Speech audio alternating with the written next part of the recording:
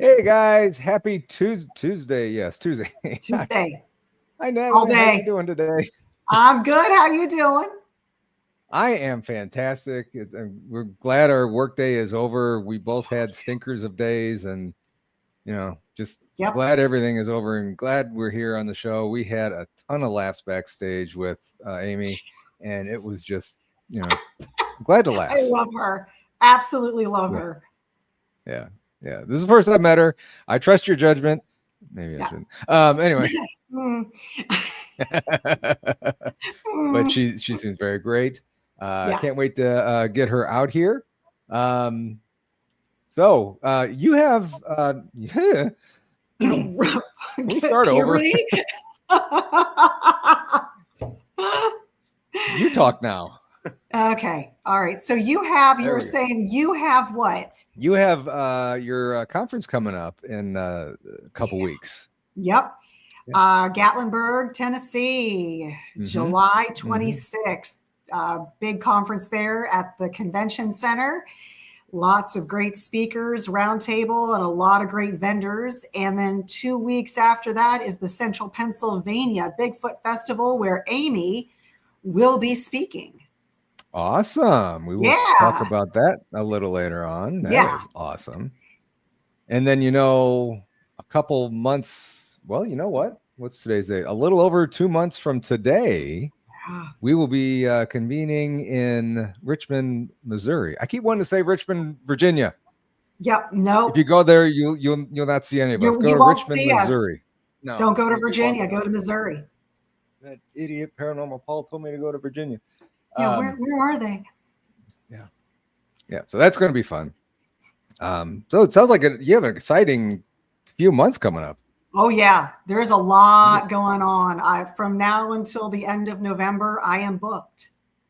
Wow. And then of course you have the holidays and stuff, and pretty soon it'll be 2026. And thank you, little Patty. I can always count on you to tell me where I'm at or where I'm going. Thanks, little Patty. It's Missouri.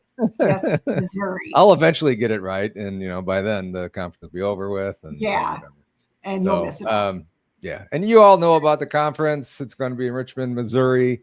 Go to eventbrite.com to get your tickets. Just search Crossing Realms in there, and that'll pull up. Make sure that you are subscribed to not only this channel, but also the rest of the Island of Misfit Toys. Tex, Blondes, BMR, Donnie, Danielle, Truth or Tinfoil. I think that's it. I know I'm forgetting somebody, but I think we got them all covered there. So make sure that you are subscribed to all those. And you know what? If you feel like you need to, you can get yourself a super chat or a super sticker. Everything goes back to the show. So it's a great way to support the show, or you can become a member. I've been doing some campfire series, spooky stories. So that's kind of cool. So right now I have like 28 or so members. So join them and you get some fun stuff over there. So it is really cool stories. Yep. So anyway, we are going to bring Amy out. And normally when I do a bio on somebody, I do like 2 sentences. I had a paragraph on her. Yeah. I mean, it is amazing. She's laughing backstage. We're going to bring Amy Bue up. Amy, how you doing? There you are. Amy. How are you guys? I'm so glad everything is working out and you're feeling much better and you're able to join us tonight. So thank you so much for coming. Yes, thank you. And thank you for being patient with me and my stomach problems. That is, the stomach bugs are the worst. Oh. Yeah. Well, we're not going to. Yeah, they're bad. Let's just. Don't get all graphic on us. They're we should have been recording backstage. We should have been. I have plenty of material if we ever decide to do a number 2 podcast. We have, just between the 3 of us, we have enough stories about number 2. Oh, we've got it. You would not believe him. You think Bigfoot's unbelievable. Yeah. Whoo. Okay. Oh. I'm trying to think of names for the new show, for that show, and And we can't use Spooky Dookie because somebody has already done that. that It could be- that would be a great name. Oh, the places you'll go. Yeah. Oh, the places you'll go. That's it. Like on a snake, Amy. That's snake. I didn't mean Porta. it. Oh, here's a good one. Porta potty naughty. I like Thanks, that. Freaky. I'm writing it down. I'm writing Porta potty naughty. No, this was my idea a long time ago. I was at a event at Salt Fork State Park, and they have the worst like porta potty there in the group camp. And I was like, what if Bigfoot enters one porta potty and comes out another one, kind of like in Harry Potter and the Ministry of Magic, and they could be portal potties. Portal potties. I like that. Yep. Yeah. We can talk about everything potty. Thank you, Mickey. Thank you, Mickey. Anyway, portal potties. We could have shirts made. We could. With Bigfoot in the shape of a poo. Yeah.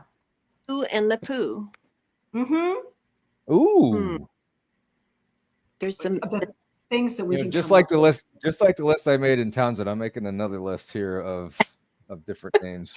Yeah. Amy, I'll have to share with you backstage the names are the things that I learned when I first met Natalie and Greg.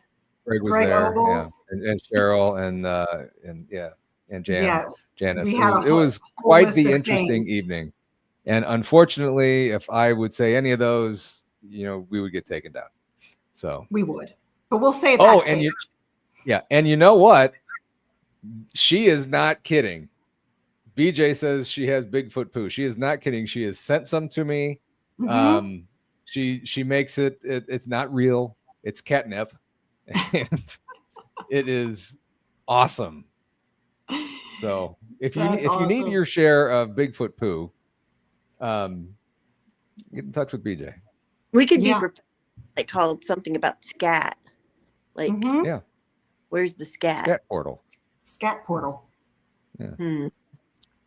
Anyway, we didn't have a show tonight to talk about Bigfoot poo or any other poo for that matter. How do we transition out of this? Good times. I know you don't. You just Roger, start new. Start a new chapter. For those of you who are just tuning in, welcome. Thank you for allowing me to try and change the subject here. So, Amy, we have a fun show tonight. We have all kinds of stuff to get to. First off, tell me how you got involved with Bigfoot researching in the very beginning. Sure. I'm taking my reading glasses off. I'm a reluctant Bigfooter. I saw something in 2012 as I was a passenger going over a body of water here in Northeast Ohio, outside of Youngstown, Ohio, which is the weirdest place ever to think you saw a Bigfoot. But I saw something I still can't explain.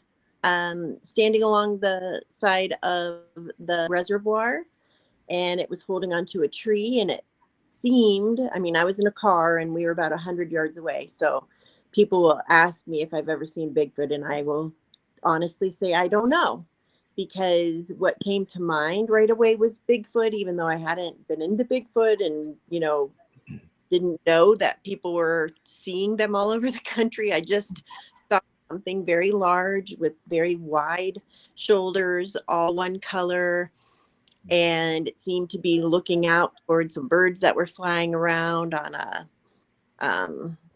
thing of concrete that sticks out of the water. And it moved and we drove past it, and I yelled out, I think I just saw Bigfoot, because that's what it looked like to me, because I was certainly aware of Bigfoot in our, pop culture and unsolved mysteries back in the day and that kind of thing. Hearing the Hendersons, that was my experience with it. But it was so intriguing looking to me that within a week I had started looking up, like, do other people see these types of, because that's really what it looked like.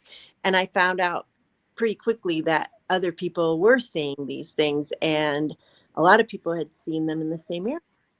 So since that day in 2012, it sent me, on this, I say I'm kind of like a Bigfoot Don Quixote chasing that windmill. Truth is, and I've probably never had a day since then where I haven't thought about Bigfoot. Wow. I don't know what Really? that was, but I think it actually could have been. It could have been. That's just interesting to me how one instant, and this could go for anything that happens in your life. 1 second of your life could change everything. And for you, it was what? It really did change my life. Crazy. I mean, that's just incredible that you're doing so much now for Bigfoot research and everything. So I hate when my voice does that. So that's just awesome. And when did you get hook up with the Olympic Project? Well, it was about a year after that I started looking at Bigfoot. I read every book I could get my hands on, started reading reports, and, the biggest place then, and probably still now, is the BFRO's website for reports. Mm-hmm. My report is on there now because about a year after I had seen this thing, I submitted my report, and I didn't do it for a long time because I thought my sighting was stupid. Like, I didn't think they'd be, because I wasn't sure what I saw. I didn't smell anything. It was really quick. Now I know better, because people who are from the same area or see something or smell something or hear something or find footprints all in the same area, it's important to tell your story because it gives a more complete, history of that area. But anyway, I submitted my report and then met some of the Ohio BFRO. A year or so after that, they invited me to join their organization. And so I was in that for several years. In the meantime, I had started to travel. I had gone out to Washington State and visited the Olympic Project headquarters and got to meet Derek Randall, Jane Corson, and the rest of the team out there, never thinking that I would be a part of it, never ever thinking that. But I had decided to leave the BFRO, I'm trying to think, in maybe 2018. I can't remember, for some different reasons, but a lot of the reasons was just I wanted to kind of do my own thing. And the day after I had said something about leaving that organization, Derek and Shane had contacted me and asked if I wanted to be a part of the Olympic Project. And it was funny because I was like, I'm never going to be in a official group again. But when they called, it was like an offer I couldn't refuse because I just admire them so much. And so I'm kind of a Midwestern representative because I live in Ohio. Don't get out there nearly as much as I'd like to, but I don't know if you know this or not, Natalie. I've told a few people, but I am starting up a sister project to the Olympic out in these necks of the woods. This neck of the woods. I didn't know that. Yeah, it's just in its infancy. So we have a lot of crossover between the Olympic Project and Project Zoobook, and now there's some crossover into what's going to be the Appalachia Project. Oh, So, that is Wow. fantastic. we're excited. That's close to my heart. Yes, absolutely. Okay. So awesome. So awesome. So when do you think that that's going to be up and running? Well, we're just scouting out locations. Some of the scientists involved in Project Zoobook are zoning in on some different places that look promising throughout the nation. We're starting in the foothills of the Appalachian chain in Ohio and in Pennsylvania, where it's kind of like technically Appalachia and the Allegheny Mountains. They kind of cross over there. So they have had 3 different, well, it was a duo of scientists together, and then another scientist and then another scientist that put their like taxonomy skills together and came up with some really good spots. So I have some of the researchers, like boots on the ground researchers, that started going, and we're looking at places to put cameras and our audio equipment and things like that.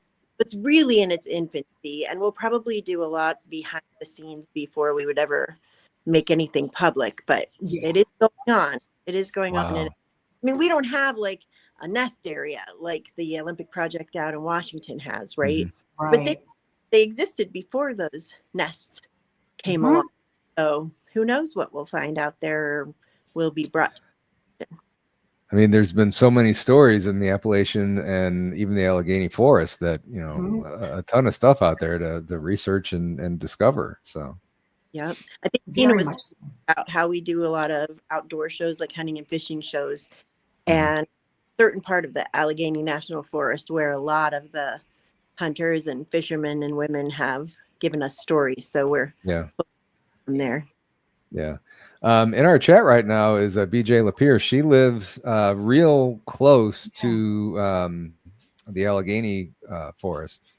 And I know she has a ton of experience, a ton of encounters, not experience, not bad. Yeah, the Allegheny National Forest is in her backyard. Yep. So, and she's had some encounters, so she would probably be a really good one for you to get in touch with. Oh, all right. We'll talk. Awesome. Yeah. So we make Amy, connections. Yeah, Amy, you had mentioned Project Zoobook. For those that don't know, can you explain a little bit more about Project Zoobook? Sure. Project Zoobook is kind of my baby. So I am very proud of it, and I'm very excited about it. It's my favorite thing that I do, really, when it comes to Bigfooting. But basically, we are kind of a think tank of scientists and field researchers that are working together on different projects. We started in 2018 with myself and a small group of primate zookeepers who were very interested in Bigfoot. And then I started bringing different researchers like the Olympic Project and things into these phone calls we were having. During COVID, we switched over to Zoom.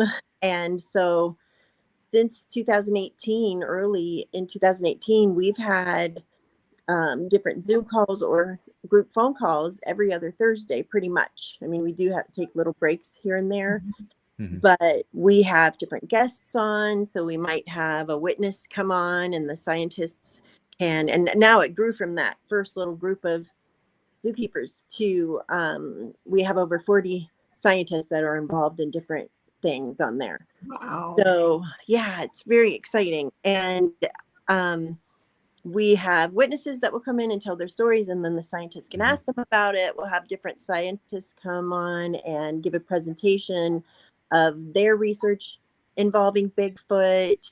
You know, they are very intricately involved in the new project, and it's just a lot of fun. Like when I started on this, you know, I'm not a scientist. I've been a English and reading teacher until last month. I just switched careers, and nice. for 17 years I did that. after I had my Bigfoot experience, I started being really interested in a scientific viewpoint of these creatures. And I just want to say quickly that I don't know what they are.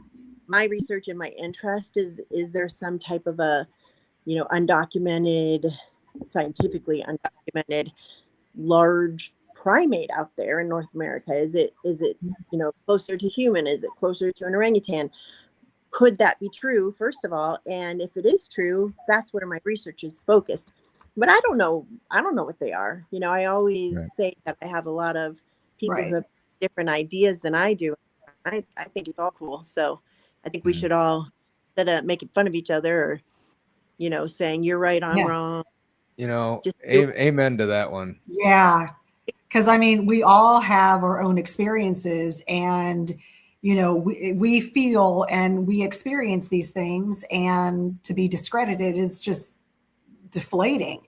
So that's why I love this podcast, because we support one another all the time. For sure. And I see more than one thing's going on, because a lot of times I'll get reports that will come to me that seem very paranormal, it just from their nature, just from what the person said took place.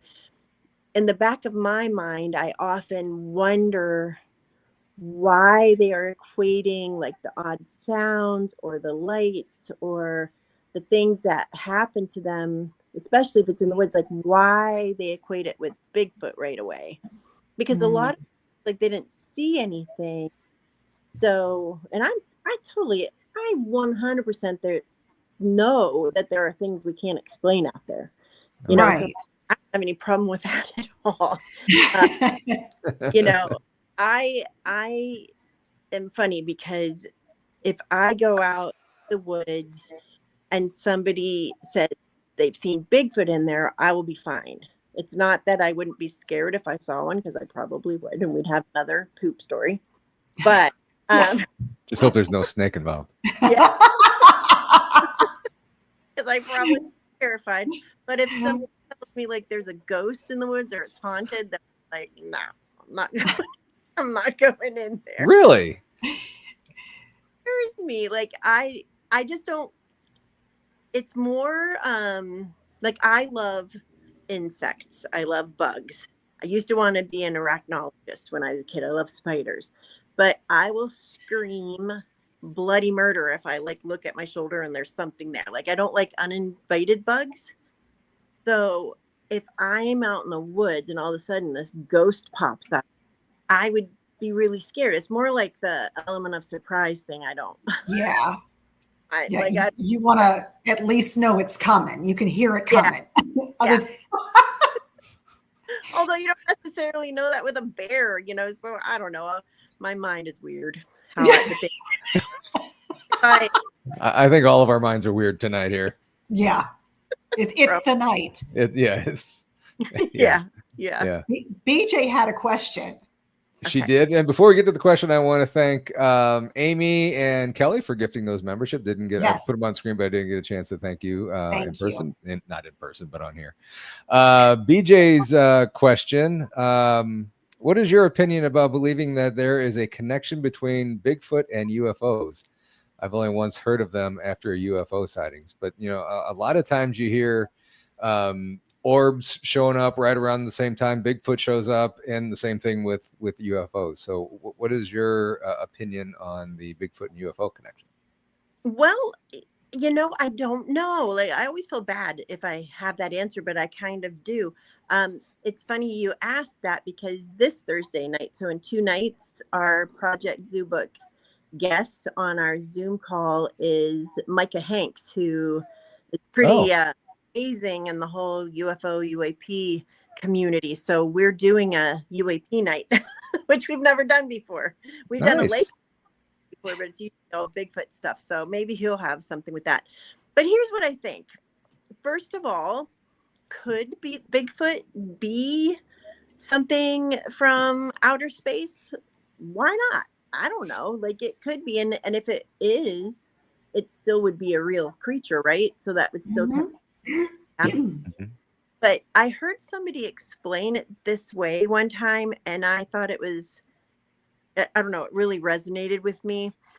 Somebody was saying, and it might have been our friend Kevin, who's in Project Zoobook. Somebody was saying if a UFO appeared, out in a field or out in the woods or whatever, wouldn't Bigfoot who lived out there like wonder what it was too, and maybe be out there looking at it too, just like we would be? So Interesting, yeah. like be looking up at the sky and stuff. So I don't know. I don't know if that's a good answer or not, but I think there's room for either one being true. I don't know. I mean, there are stories, that are connected, but I would say the bigger majority of stories are not connected with something like that. But so it could just be coincidence, but who knows? If it's a ghost or that, or if it's an alien, I probably will not be looking for it, but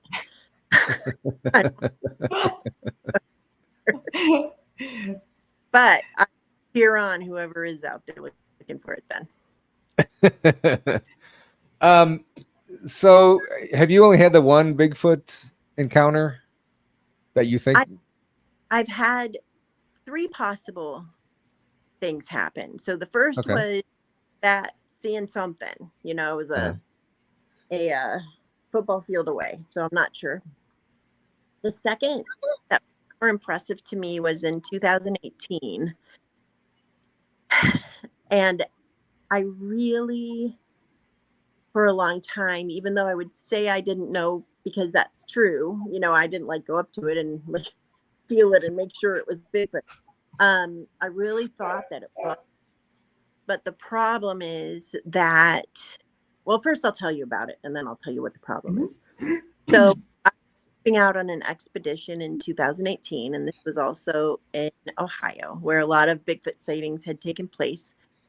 And the one night I was taking a team, heading up a team that was going through a patch of woods.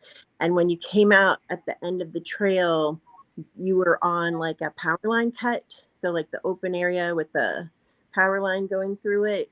And that side, it went down, angled down, and there was a creek, I don't know if you'd say a big creek, a small river. And it went up the other side to another area. So the last night I was about to leave because it was starting to get yucky weather, and I had been there, sleeping in a tent for 5 days or something, and I was tired and was actually going to go home. And then the organizer of the event asked if I would stay because there was a couple that wanted to go and just sit out there and see if anything was going on, and he needed somebody to go out there with them. So I'm okay. So anyway, I'm sitting there on the back of the guy's car, the truck, lifted up, so the whatever you call that, we got tailgate or whatever. And he and I were sitting there, and Lester, and that was my friend Jesse, he says I'm allowed to say who it was, and his wife Monica was there, and Lester were standing there talking, and we had smelled something kind of funky, and we had heard what sounded like footsteps off to the left of us, and this was at night. And I don't even care if I admit it, I did not go looking for where those footsteps were because it was toward a cemetery. It was what? I didn't want, I'm just admitting I didn't want to know what was over there. So so then we saw some weird lights in the trees, but it was misty raining, and we were right at the power line, so we thought maybe it was electricity, kind of. Jesse had a FLIR, and we were kind of looking around, and behind us there were deer, and you could see the deer, and we were looking, at Lester and stuff, and you could tell what everything was. Well, at one point, Jesse was looking, angled down the power line cut, and he's like, I see something, oh my gosh, I see something. And he handed the FLIR to me. And at first I was like, well, don't take your eyes off it because maybe you'd lose it. But when he handed it to me, it took me a moment to adjust because I had only looked through thermal imaging cameras that were white hot, and this was hot. So it took me a minute, and then I could see what he was talking about. Something that seemed to be very large was walking straight down that cut, and it did not look like a person. Like if you were looking at people, you could see they had a baseball hat on, they had a shirt on, a coat, you know, pants. You could see the differences in the temperature, and you could just make them out as humans. And this was all one color. And seemed to be very large because you're comparing it to the residual heat from the towers, you know, the tower blocks. And it kept going. We were kind of passing back and forth, and it kept going, and it went right over the edge down to that creek river. And a person would have had to turn around, you know, and slowly go down, and it kind of just popped down there. Wow. So I was radioing the other team who was coming through the other woods that I had done the night before. And my first instinct was to go after this thing, right? Because even though I go toward the cemetery, I like to be stupid and go toward the Bigfoot thing. So as we should. They were like, wait till we get there, you know, and we'll all do it together. And so that was hard for me because I really wanted to go, but I'm like, okay, it wasn't my expedition. I should listen. Did I say long story short? This is not very short. So they came back, and in the group that had been on the other side was our friend Kevin, and we call him Big Kevin because he's 6'9", big guy. Okay. Before they got back, we sent Lester down to where Jesse and I had first seen this thing. And once we went down there, we're like, retreat, because he looked so small compared to our memory of it, where it was. Oh, wow. So then we sent Kevin down there, and he's a big guy. And when Jesse gave me the flare to look at him, it's the only time in my life that like my knees buckled and I had to grab somebody because I was like, oh my gosh, he seemed to be so much smaller than what we had seen. Now, memory plays tricks on you, right? And it wasn't standing right next to him, but we could tell where it had originally been, again, from that residual heat on the tower block. So he comes back up, and they did these tests where, like, the guys that went down there, they would like put up 2 fingers or 3, and we could tell always, we got all the tests right. They split Jesse and I up, and we both didn't see each other for like 2 weeks. We both wrote down what we had seen. We drew pictures, and it was very similar. So it was actually very scary in a way. And like you just felt not safe out there, because not that I think it would have hurt us, but it could have, you know. But the problem is that I had found out not too much longer after that not the people that were running this expedition, but some of the people that were there and involved in it are hoaxers. So no, like, that was really impressive to me. And I really would have been willing to say that I really think that's what we saw. And it could have been, because it doesn't mean that they were pulling off a hoax that night.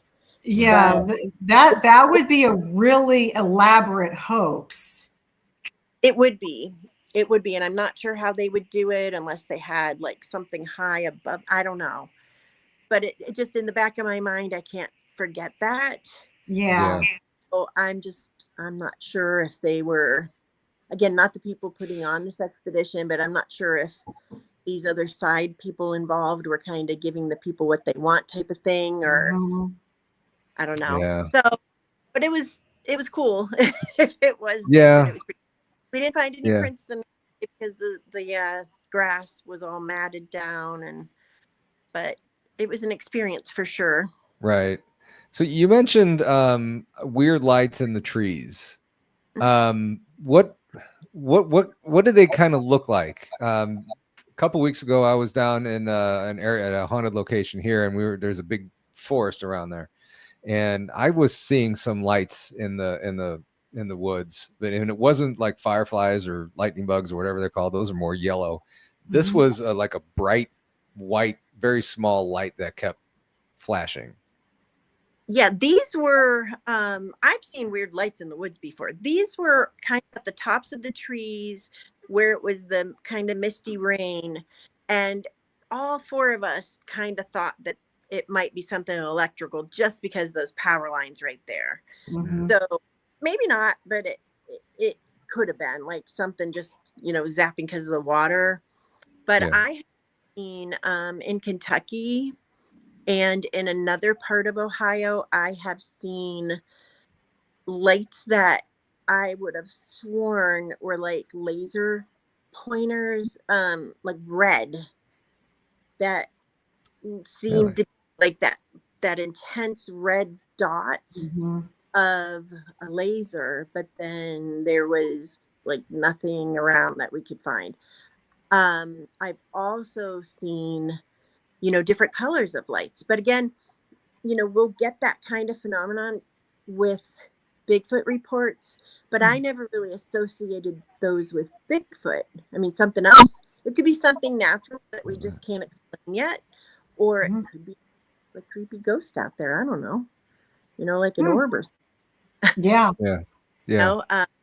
But I've seen weird lights. Sure. Yeah, because I mean, there's been a lot of reports with orbs in and around hot spots where Bigfoot and Dogman have been known to be. So, yeah. No, I know. Like, I don't know if it's just two different things. I'm not sure. Yeah. But I have seen a ghost before. I've seen more than one ghost before, so I absolutely believe in that stuff. Mm-hmm. Did you see that while you were out? We were out Bigfooting? No. I the one I saw with my ex-husband, and he doesn't like believe in any of this stuff. So for him to have seen it was pretty cool, because I had kind of seen a lot of things throughout my life, and I feel like I somehow shut a lot of that off when I started Bigfooting, because I didn't want to go out in the dark woods. I was going to see something. So I kind of, maybe unintentionally, intentionally, I don't know, blocked that out. So I haven't really seen stuff anymore. But no, we were at Fort Meigs in Toledo, Ohio. Had gone into the fort area itself. You had to go through this museum and stuff. And both of us at the time thought that there was a reenactment going on, because we both saw a soldier, like in the whole regalia of the time of, when that fort was being used. And we watched him walking across I don't remember just across the area, I don't know what you call it. Yeah. And then he disappeared, right in front of our faces. Wow. Really? It was so real. Like, we went to where he could have, the wall and everything, and there was nothing. There was no way for him to have gotten through there. I remember what his face looked like. I remember the hat, everything. But we even went inside the museum and we're like, are there reenactments going on? And there weren't. But even if there were, they wouldn't have disappeared. But yeah, both of us saw. And, I kind of think something like that could have been what do they call it? A residual haunting? Yeah. Where was this at? Fort Meigs, Fort Meigs. Toledo. Okay. I think it's Meigs. I think is how you spell it. But yeah, that was crazy. That was crazy. That's awesome. Yeah. I mean, so we asked the question about the Bigfoot and the UFOs kind of being connected. Do you think that the ghosts are possibly connected with the Bigfoot? I don't know. To me, my sister's, this will sound like it's not related, but my sister's cat just died, right? And it's really, really sad.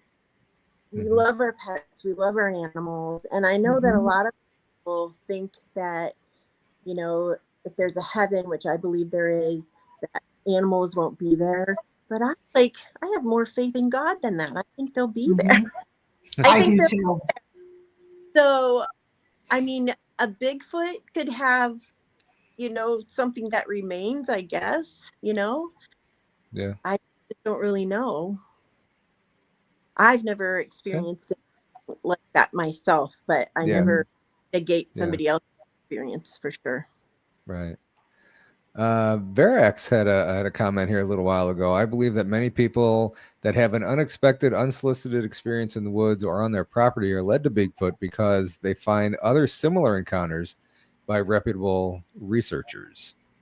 And, you know, a lot of people are even, you know, looking for an outlet to get their story out, to, you know, have some kind of support group with all this. Maybe they're not handling it too good.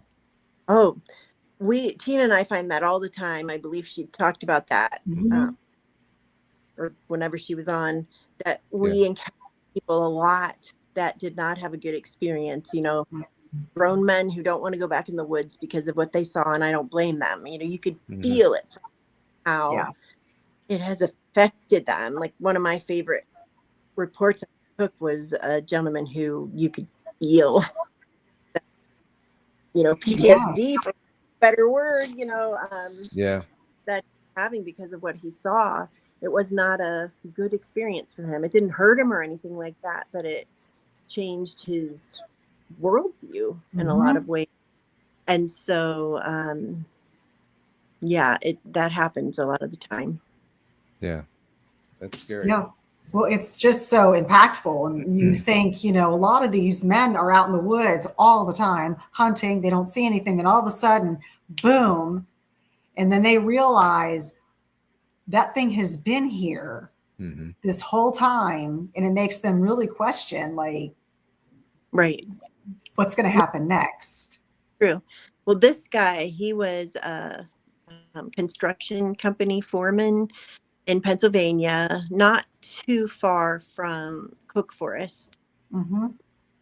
He and his crew were dismantling a small water tower that was in the woods, and he was staying overnight. So he was taking that shift because it was February, I believe, and they had a generator under the water tower that was throwing off heat to melt the water inside so they could get rid of that before they took it down. And he was in his truck, like all bundled up in sleeping bags and blankets and stuff because he didn't want to run his truck all night. And every half hour or so, he would have an alarm that went off. So he'd just open his eyes, make sure that the flames were still going and everything was okay. So he said that one time something had shoved his truck like so hard that it moved with him in it, his pickup truck. Oh, wow. And he like was trying to get out of his blankets, and he like in the midst of that, his phone like flew over to the passenger side floorboards, and he's looking around trying to gather his wits, and he heard some footsteps. And then when he looked up, there was something very large that was standing like in profile, looking at that water tower and looking at the flames. And he, you know, was trying to figure out what this thing was. And when he moved to try to get his phone, he thinks it saw the movement and it turned and, you know, was facing him. And telling it was me and my friend who is a bear biologist from Canada who were taking his report. And he was there with his wife and the dog. He was holding the dog. And I asked my bear biologist friend if she would go stand where he was saying this thing was standing, because we were standing where the truck had been. And she's about, like, I'm 5'9", she's about 6 foot, so taller for ladies, you know. And she went over there, and first she stood in profile, and then when she turned, this gentleman, you know, he's just a normal guy. He started being really upset and even crying a little bit, you know, and trying to get his things and everything. And I could tell he was probably embarrassed. but it really shook him up because he was saying, it was so big compared to her. Mm-hmm. And Wow. he went off to the side to gather himself up a little bit. And I started talking to his wife, and I asked her, did he call you right away? What did he tell you? And she said, like, as soon as he got phone service, he called. And she said, Amy, this man has never missed a day of work in his life. And he couldn't go back to work for several days because he was so shook up by this. Wow. And the thing, I tell this story a lot because it's one that really affected me. And I feel like when you are taking people's stories, you really need to try to be understanding, because it can but he came back, and then he was still really shook up. And I just will never forget how his dog was responding to him. Because people say all the time that people lie, they're pulling your leg, they're hoaxing. He was not lying. I don't think he was lying because his dog was upset. And if he's a good actor to people, why would he lie? I don't know. But even if he was, his dog's not gonna. Right. Dog could feel that energy. So, I was going to ask how the dog reacted, but I mean, that's crazy. I mean, I guess they're lucky that the dog didn't just start barking its head off. Yeah. Well, the dog wasn't with him when the whole thing happened. That he was there during our. Yeah, he got upset because of how upset he was. Wow. Yeah. Wait a minute. What is Greg saying? Amy stole my cookies one time and tried to gaslight me by saying that there was never any cookies. Amy, how do you respond to that? There weren't any cookies. They were donuts. And the donuts were like fake ones that you can get at Hobby Lobby. And they put this frosting on it and these little sprinkles that were made out of thumbtacks. And then he was trying to say they were cookies, but they weren't. Oh, Greg. Would you say these cookies or these donuts were moist in any way, shape, or form? That word. I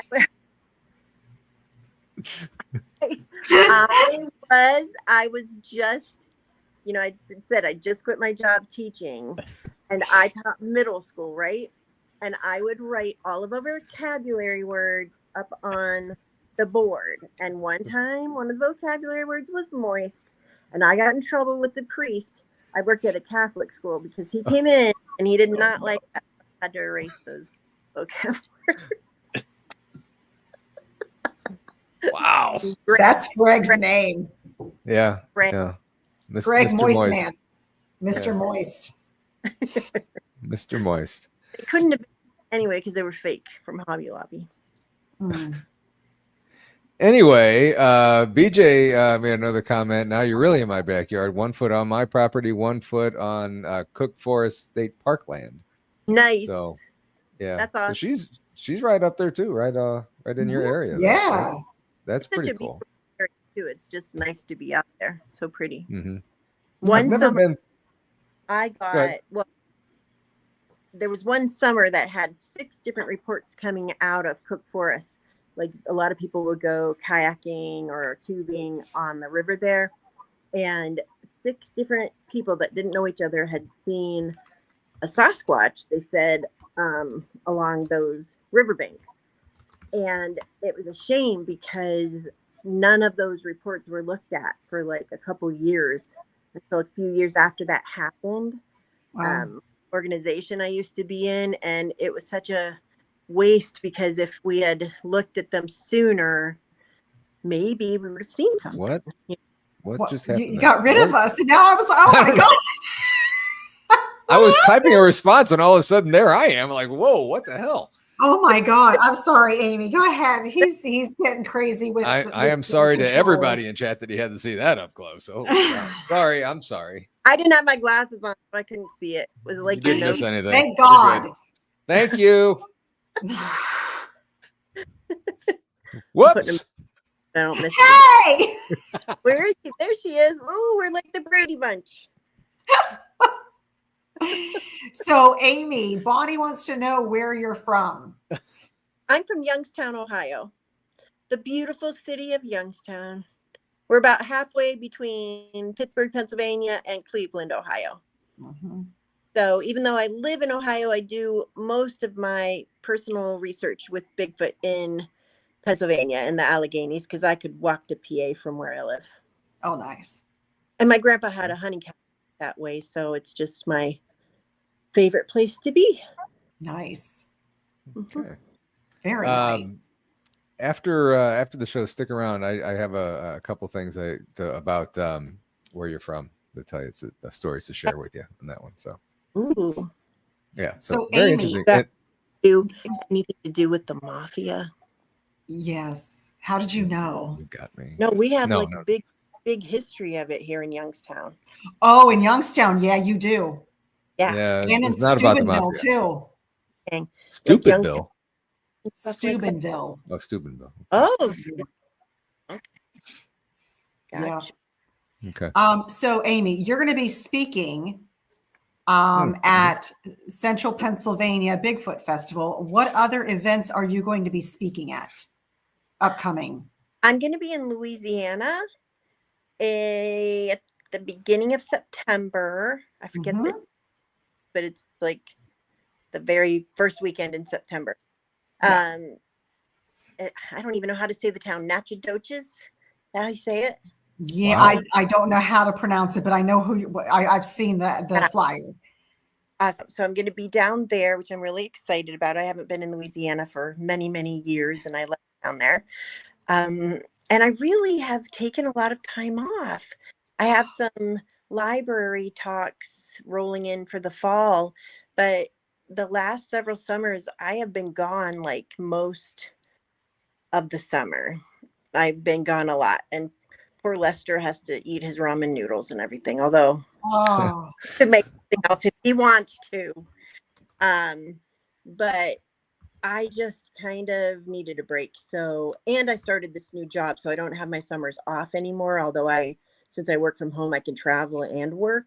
Mm-hmm. mm-hmm. Taking a little bit of time off. I have a very brand new grandbaby. And Congratulations. Awesome. so I said no to a lot of things, which was weird for me because all these years I kept saying yes, yes, yes, yes, yes, yes, Mm-hmm. and overdid it a bit with Mm-hmm. yeses. So Mm-hmm. being a little more selfish, I guess, about what I say yes to and guarding my time a little bit. Because Yeah. I'll say yes a lot more to things like those outdoor shows and Mhm. a lot of stuff for kids, because that's where I get a lot of reports of those types of shows and stuff. Mhm. But I have a little bit of a love-hate relationship with the Bigfoot community in a way. What do I want to say? Just have had a lot of drama thrown at me throughout the years, which can happen. Yeah. Anything. That's not a slam on Bigfoot people, because Natalie, there's so I many do. people, like some of the best people I've ever met. Absolutely. 100%. And I mean, they're my family. This whole Bigfoot family has Yes. just been amazing. Absolutely. So there's so many good Right. people in it. So don't take that the wrong way. I've just met a lot of not so great Mhm. people. So, Yeah. Kind of taking a break from it. Yeah. No, I But get it. It's like your real family. Sometimes you need a break, but you still love them. Yeah. Definitely. Amen. Definitely. Yeah. Definitely. And I had a question on the tip of my tongue and I lost it. Uh-oh. I had been writing stuff down and asking it from there, and I completely lost it. Same with me. Oh, Greg kids. I'm sorry, go ahead. Kids, do you get many a lot of how young are these kids that you're dealing with that are getting interested in Bigfoot and stuff? Oh my gosh. So that's a good question.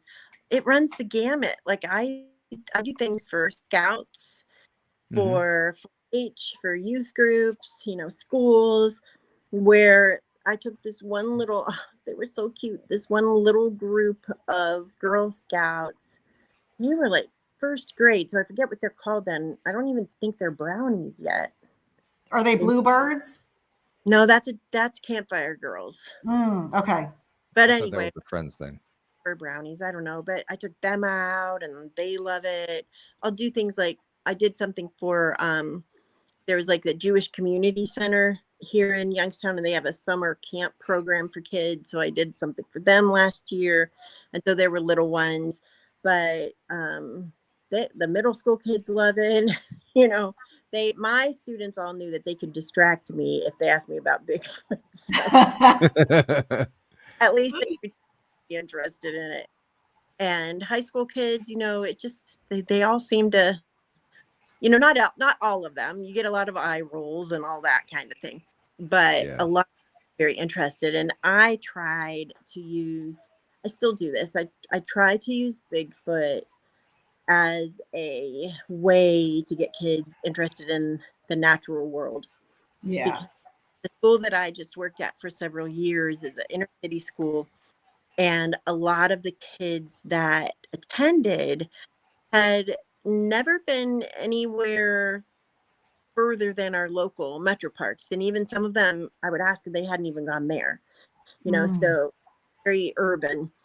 And I tried so hard to give them a love of the outdoors. Just, you know, I think I said this. If I didn't, I meant to say it, that after Bigfoot, you know, after my interest in Bigfoot came along, I went to, I took courses to become a certified volunteer naturalist here in Ohio through Ohio State University, because I wanted to learn more about what wasn't Bigfoot out there. And I wanted to learn more about, you know, Ohio and the flora and fauna that we have here. And then I started taking survival classes and have taken several of those. The kids love, you know, learning about different trees and love learning how to start a fire and all that kind of stuff. So I incorporate Bigfoot into those types of lessons as well. And it's so neat to see kids getting involved or showing an interest in that kind of stuff. You know, one, just to get them off their darn screens and not be doing this while they're walking around all the time. Yeah. And then two, you know, just another generation, a young generation of people that are interested in carrying this or these studies on and keep it alive after we're not doing it anymore. Yep. That for sure. And these things are so impactful because when you show them something, they go home and tell their friends, like, this is what I saw, which prompts their friends wanting to go out, which is, you know, it's a chain reaction, which is really amazing. Yeah. And I think it's a really good lesson, because a lot of times in school, the kids, just like any other human beings, like adults as well, they think they know everything, you know, whatever somebody they admired told them is the truth, you know. And so people that would be like, I was always 7th grade homeroom, but I would teach 5th grade, 5th, 6th, 7th, and 8th. So when the 5th graders came in, a lot of them were like, oh, Bigfoot, oh, you're just making that up. And I would do kind of a lesson with the reasons I think Bigfoot is real, you know, scientifically. And every time they would be like, well, I didn't know that. Well, I didn't know that, you know? And I'm like, well, never, you know, through your life, always look into something. Don't think you know everything, because there's always more to know about a topic, and there's always more than one opinion, you know. I always say I'm not trying to convince them that there's Bigfoot, but I'm trying to get them to think. Right. Yeah. And think scientifically and take a look at all the evidence around with anything. Yes. And not judge somebody based on what you might believe is right or wrong. Just, you know, take their experience and, you know, if you believe it, great. And then, you know, maybe study that more. Yeah. But, and it's you know, okay. Certainly don't judge. But get all the information first before you make that judgment, and be open to. Right. Yeah, that's another thing. Just to be open to all this stuff. I mean, you know, have an open mind about it. I mean, because, you know, like you said earlier, and so many other people said, we don't know what all is going on out there. Right. That's why we're still investigating. Yeah. Going out and asking questions and interviewing people and taking a look into nature we want to know more. We want to have that experience and to share it with others. Mm-hmm. So going back to the Olympic project and the Bigfoot website, I can't remember the name of the website off the top of my head. BFRO, I think it was. Yeah. BFRO. What are some of the craziest encounter stories that you've been approached with? Oh goodness. I mean, there's the literally crazy ones that you would get, because a lot of what I did when I was in the BFRO is I would close out old reports that nobody ever was able to contact somebody about, or just the ones that were that exciting, because everybody wants the exciting one, right? Right. So there was one though where the guy, like The Simpsons, where the bartender was like, "Oh, Seymour Butts. There's Seymour Butts in the house?" Remember? Yeah. Yep. Something like that. But I cannot remember what it was. But I called and I asked for that name. And the guy, as soon as it came out of my mouth, I realized what it sounded like out loud. He starts laughing, and I'm like, ha, ha, ha. So there's that kind of thing. I don't remember what it was. And then there was one where the guy said Bigfoot was in his garage and stole all the beer, so not that happened, but you never know. Right. Most of the reports I took weren't that strange. Somebody saw something, a lot of roadside crossings. One of my favorites was a young man who was bear hunting in Pennsylvania, and he thought he saw like the biggest bear he'd ever seen on a hill, like a wooded hill, far a little bit from where he was, and he put the scope up, like not to shoot it, just to see better, and he said it was absolutely a Sasquatch, and he had been trained in law enforcement, and had the best description of this thing, like how far apart the eyes were and how long he thought the hair was, all that kind of stuff. So those are always very interesting, how it had changed his life. I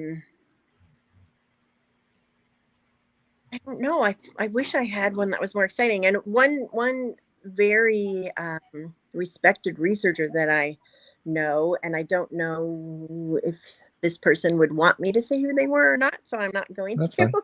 Okay. If I'm not sure, if somebody asked me not to. That is fine. Absolutely fine. It's interesting. Like, they didn't see anything, but they were out in the woods and they played a recording of a baby crying. They said something very large, like, was running through the trees straight at them. Oh, really? And they turned it off and it stopped, went away. But I am not trying that. I don't know. Oh, come on. Wants to try it, but I don't want it to run at me.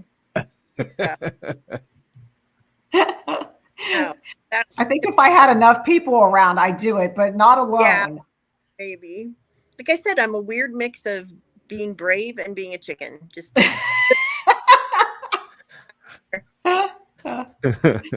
I think worry about the weird noises we heard and the ground shaking. I think she did when we were out in the Alleghenies and three of us felt the ground like moving and thought we were having heart problems. Yes, yes. That was a weird one. And she didn't hear the yell that I heard and Monica heard, but it sounded, like I get chills thinking about it. I had nightmares about this for a long time. It sounded like one of those island warriors that do like that haka dance. Oh, yeah. Yeah. Just like Captain Caveman or something, like just this yell. And it sounded so powerful that I feel like if I was standing in front of it, my hair would have blown back. Like, Wow. Wow. And I will never forget that. I don't know what that was, but it was nothing, unless it was somebody hoaxing us, which nobody really knew that we were there or exactly where we were. I don't know what that could have been, because it was no animal that lives in the Allegheny National Forest. And it was so powerful. That really That's scared me. incredible. Wow. That's incredible. Have you ever been to Hocking Hill and squatched Hocking Hill? Is it Hocking Hill? Hocking Hills. Yeah, I've been down there. Yeah. Mm-hmm. It's beautiful. Beautiful part. Because I know that's in Ohio. There. But it's sure beautiful. I call myself the world's worst Bigfooter because not that many things happen. Like I go out and I try and I spend a lot of time, but it doesn't bother me. You know, I was so blessed to meet Peter Byrne a few times before he passed away. And, you know, he had done this for most of his life and he never saw anything, you know, so maybe I'll be the next him. As far there you go. Not as far as the brilliant part, but the not finding any part, but that almost makes it seem more real to me, you know, because because I want to go find a black bear doesn't mean I'm going to. I've seen several black life, but you're not guaranteed that.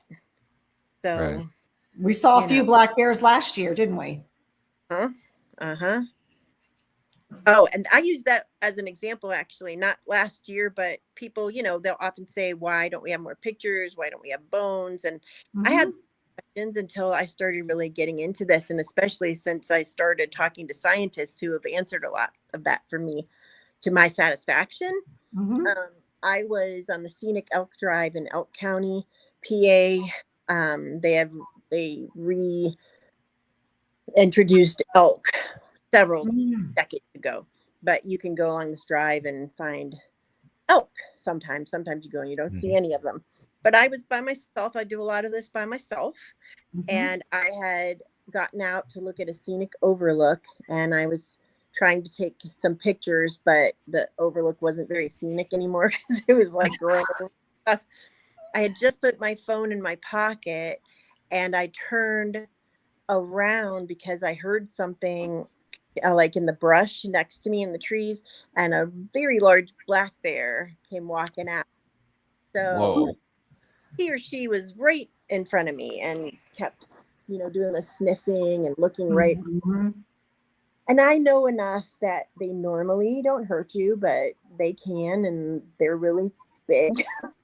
And he or she, I don't know why I thought she was a she, but she, I'm going to call her, was doing all that. And all I remember was standing like still.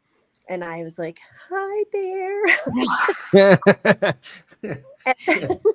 And she walked the other way and I waited for her to round the corner because it was a loop. And then I booked it the other way back to my car. But I didn't, you know, I had just had my phone in my hand. I didn't try to take her picture. You know, I was just like, please don't hurt me. Just go away. I'm going to go this way. You go that way. We'll both be fine. A picture was the last thing on my mind. So it doesn't bother me that people have had a Bigfoot experience and didn't take a picture. You know, that's not what you're thinking of at that moment, I think. Right. You're thinking, don't attack me. Don't kill me. Yes. Especially if you're not prepared for it. Goodness. Yeah. So you say you go out by yourself a lot. What do you take with you for protection or anything? My gun. Okay. I mean, hey, that'll work. I mean, maybe. You know, I didn't used to. I was pretty naive, I think, but there was one time where I had taken my daughter with me when she was a teenager, and we had gone down to Beaver Creek State Park. And I know they've redone it there, but there used to be a primitive side of their campground, and she and I were the only ones in their camping. And we had gone out for a night hike, and we're back about to go from our car. We drove back there, and then we're going to go from the car to the tent, and something just stopped me. It was probably like 30 yards to where the tent was. I don't remember hearing anything, seeing anything, smelling anything. I don't know. It was probably 2 a.m, but something just stopped me. And I'm like, Anna, we're not going there. Get back. car. And she was grumpy because she was tired. And I was like, sleep in the car. I'm sorry. I just like mother's intuition, women's intuition, human intuition. I don't know. But we went back in the car, fell asleep for a few hours. And then once it started getting light out, I woke her up and I'm like, we can go stretch out and go back to the tent. Well, when we got to the tent, there were cigarette butts all around the ground by our tent. Oh, it scared me because I was like, somebody was there. That's worse than Bigfoot, you know? Yeah. I agree. I've always been a really good shot. My brother taught me how to shoot targets and stuff. Good to know. Yeah.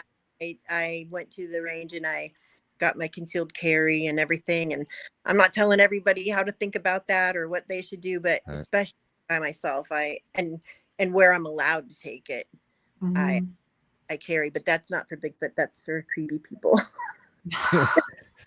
Yeah, you don't want to accidentally shoot a Bigfoot, but you know, creepy people that smoke outside your campground. That's that a little creepy. I would rather deal with a Bigfoot than that. Me too. Yeah. And I'm a really good shot, so hey, I can show you my targets. Nice. Yeah. I'll stay away. Because I'd be the creepy one. Who's that? Well, yeah, it's just me. It's Paul. Where, I mean, you spend a lot of time, it sounds like, in the Allegheny and Ohio area. Where are some other areas outside of that region that is on your list of places that you want to go investigate? Well, my favorite place, I love Washington State and Oregon, and I go out there as I can to be with the Olympic Project and just to be out there on my own. I love the Mount Hood National Forest, Mount St. Helens, Forks, Washington, all of that area. But my bucket list, I'm supposed to go next year to Alaska on an expedition. I have met several times one of my heroes. I don't know if you ever watched the show Alone on the History Channel, but one of the winners, the winner of season 7, spoiler alert, was Roland Welker. And he is originally from Clearfield County, PA, but he lives in Alaska now. And we've spoken at the same hunting and fishing shows. And he's like, hey, we should go look for Bigfoot out here, because he used to live with the Inuit and they would tell him about the hairy man. And so we're supposed to go out there next summer, hopefully, if he's not busy, because he's a big game hunter. We're not shooting Bigfoot. We're just looking for Bigfoot. Yeah. Right. Don't shoot Bigfoot. Right. Yeah, that would be cool. That would be cool. Yeah. And summertime, I'm assuming, would be the time to go out to Alaska. It might be a little chilly in the wintertime. My number one, I'd love to go to Vancouver Island. Go where? Vancouver Island, British Columbia. That's high on my bucket list. Yeah, that would be cool. I heard this sometime this last week or two that Alaska, I think was Anchorage, had a heat advisory. It got up to almost 80 degrees there. I didn't even know that. So bring shorts just in case. And bug spray. Bug spray. Yeah. Mosquitoes, really big mosquitoes. Yeah. So a couple weeks ago, when you were supposed to be on here and you got sick, you're a little under the weather, which is fine. The funny thing is, right after Natalie told me about you, I was watching in the morning before I go to work. I like to just kind of ramp up my day watching, playing games or whatever, and then watching. You got rid of her. What happened? I didn't touch it. You didn't touch it this time? I didn't touch anything. Oh no, we lost her. I thought you hit a button. I didn't know. I was talking with my hands. I wonder if her phone died. Oh dear. Oh boy. Oh no. Well, This is why we can't have nice things. Well, I'm sending her a quick message. Okay.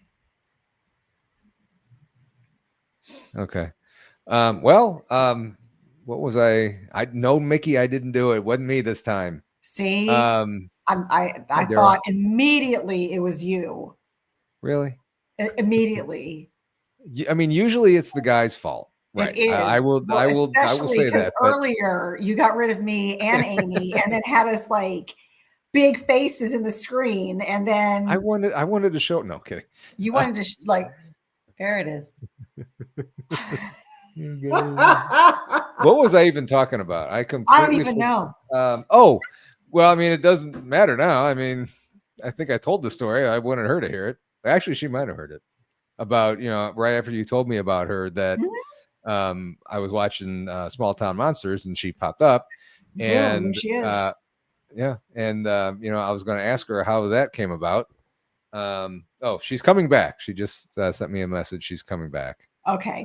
So we'll there she is. I didn't do it. Wasn't me. I don't know what it was. Like, it just stopped here, so I moved to a different area. I was like, is it the Wi-Fi? I don't know. But I blamed him. Yeah, I she did. blamed me. I was talking. I'm like, what did you do? I get blamed for everything all the time. I was talking. My hands weren't even touching the desk. Nothing. So anyway, so I was telling you about the when Natalie first told me about you, about having you on, wanting to get you on here. I was in the morning. I was watching Small Town Monsters, and sure enough, boom! I'm watching it. They're doing an interview. There's Amy. Yep. How did you get involved with Small Town Monsters? Oh gosh, I've known Seth for years, like before he started that. I was one of the, like they'll have the crowdfunding now, but when they did their first documentary, The Minerva Monster, I was one of the backers of that, small. I didn't have a lot of money or anything, but a big fan and encourager of that whole thing when he was just starting out. And so I've known him before Small Town Monsters. And isn't it awesome? They do such a good job. So I always say if Heather or Courtney or Seth ever need me to do anything, I will be there for them, because I just admire work ethic and how they put things together. And I think they do a great job. Yeah, and they do. Yeah, amen to that. I had Heather Mosier on here. Ron Murphy's been on here. Katie Page has been on here. So I love watching all their programs. Natalie, did you ever get to go to Monster Fest when they had that in Canton, Ohio? Yeah, that's where we hung out. Monster Fest? We were there at Small Town Monsters Conference, and you were there. We were on the patio. You first. Oh my gosh, I was going to say you would love it. Duh. Yeah, we were there on the patio till very, very late. Mike Ann introduced us. Yes. Yes, I was thinking we first met in Gatlinburg. That's not true. That was Small Town Monsters stuff. Yeah, we met at Small Town Monsters, and then we saw each other a month later.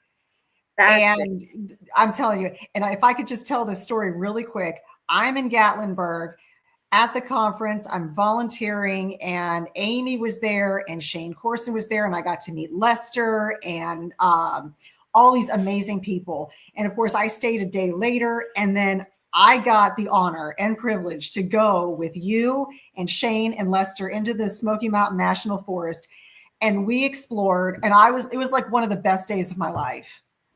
So much fun. We had so much fun. We did. That is cool. That's cool. Really? And even people over in Italy love Small Town Monsters. So that's pretty darn amazing. They're great. Yeah. And I think, Heather and Ron Murphy will be at our conference in September out at Crossing Realms, Missouri, in Richmond, Missouri, not West Virginia or Virginia. Yeah. Got it right. You got it right this time. See, no one says I get it right. I just when I mess up. And Amy froze. She's in disbelief that I got something right, I think. I'm in disbelief that you got something right. Anybody would like to be a new co-host with me on Tuesdays? My current one has no patience.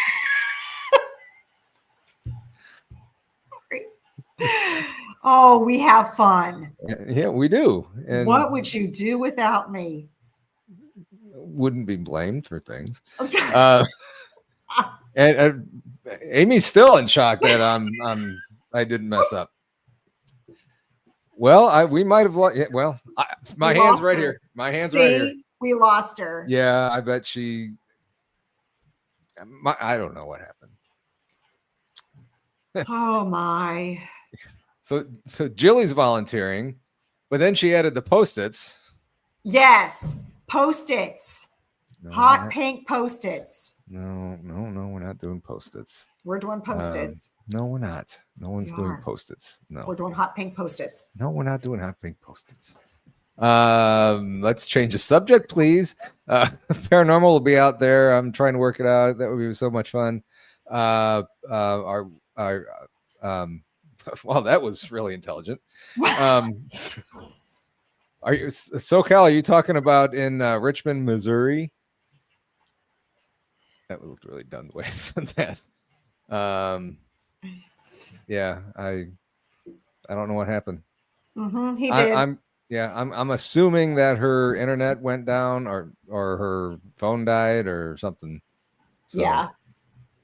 But I love Amy. Amy is just an amazing human educator, investigator, and she is the lover of all things scientific, which is incredible, especially in the investigative world, because we get a lot of people in the industry that go out going, oh, that's a Bigfoot, and don't investigate it. Just immediately assume. And it's like, you have to do your due diligence. Right. And, for her to, start up Project Zoobook and then this other project she's got going on, that just, and be part of Olympic Project and all the other things that she's doing. I mean, that just shows that her dedication and interest for this is just phenomenal.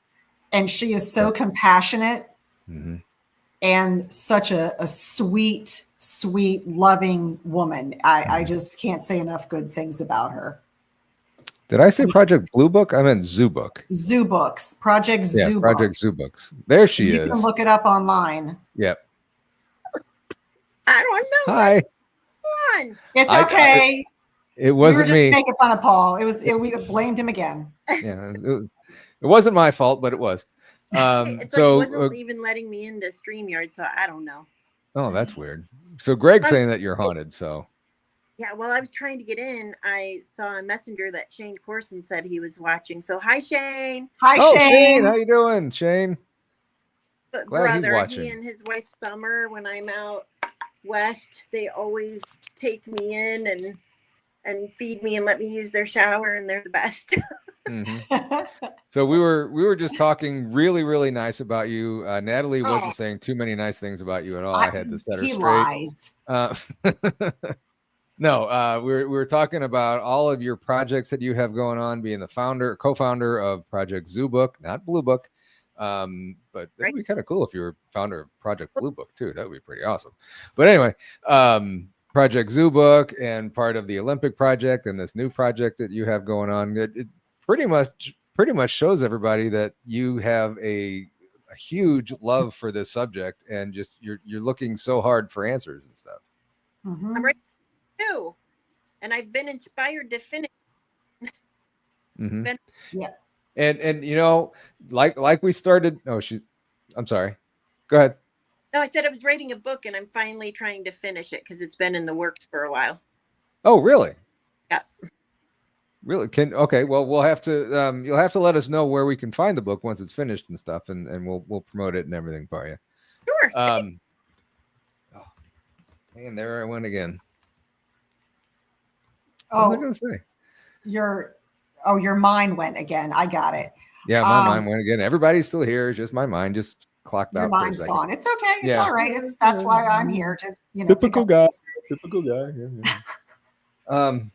Oh man, it was going to be really good. So where can everybody find you, Amy? Thank you. Sure. Well, I am on Facebook. That's the one social media I'm off and on the most, I guess. Under Amy Bue, Bue. And if you want to just email me, my email is bigfootamy@gmail.com. And we do have, I see that you have our website up, projectzoobook.org. It's still under construction, but you can get in there. You can send us messages. What we hope for it to be is an interaction between our scientists and researchers. So, if you have a question about anthropology when it comes to Bigfoot, then we have anthropologists that can answer. We have wildlife biologists, primatologists, marine biologists, all kinds of ologists, all kinds. I'm gonna quick share my screen here. It has all the members of the Project Zoobook. Not even. This is just the beginning. Yeah, we're construction for sure.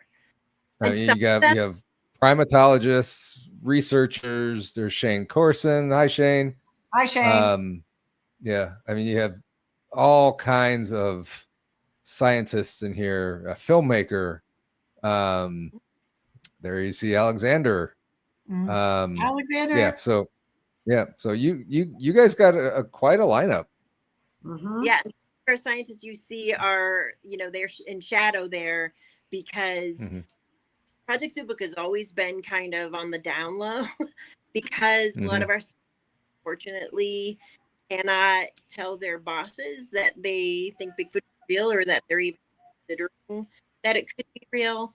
Because how I always explain it is that, if you're not into this, if you don't know the history of it and evidence there really is, then we might as well be in the eyes of a lot of people, especially. Right. So we're trying to make that less taboo, just like Dr. John Bindernagel did.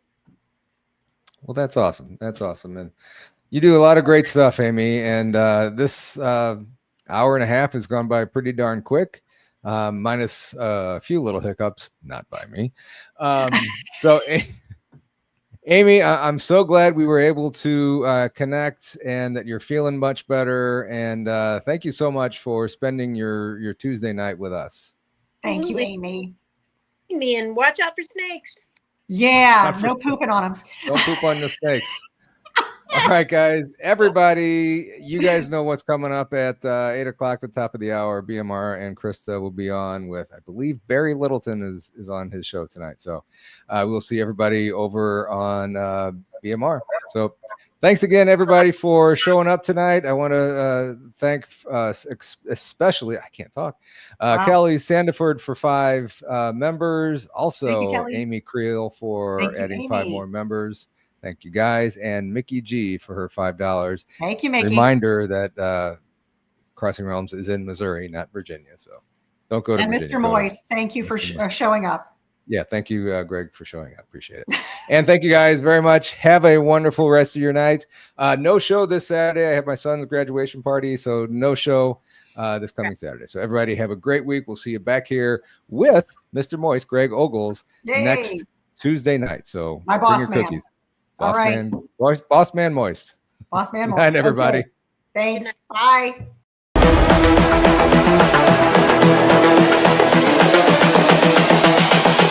This is the future.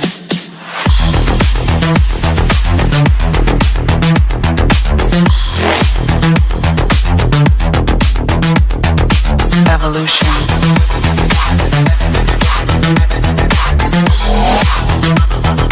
This is the future.